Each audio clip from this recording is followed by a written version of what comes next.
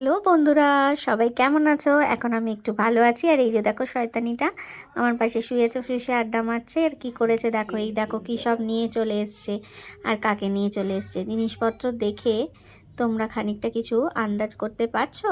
দেখো আমি ঘরে আছি, আমাদের বিয়েবাড়ি রয়েছে বলে আমাদের যাওয়ার কথা ছিল পার্লারে, আর নিউ মার্কেটেও যাওয়ার কথা ছিল নেল এক্সটেনশন করানোর জন্য।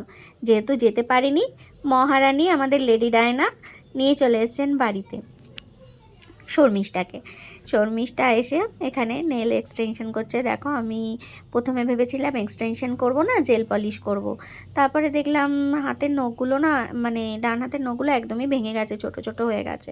তো জেল পলিশ করলে ভালো লাগবে না, ওই জন্য একটু এক্সটেনশন করেই নিলাম, ছোট ছোট করেই করলাম এক্সটেনশন। আমার আবার বেশি বড় বড় এক্সটেনশন ভাল লাগে না, তো একটু ছোট ছোট করে করলাম। আর এই কালারটা পিচ কালারের করলাম, আর সঙ্গে ক্যাটস আইও করে নিলাম।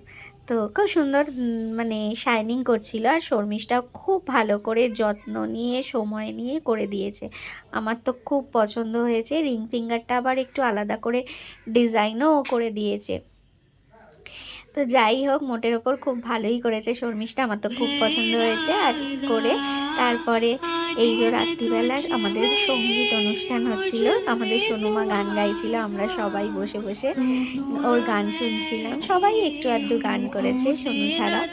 আমি তো একদম ঠান্ডায় মুড়ি সুড়ি দিয়ে বসেছিলাম একটু। তো রাত্রিবেলা খুব মজাও করলাম।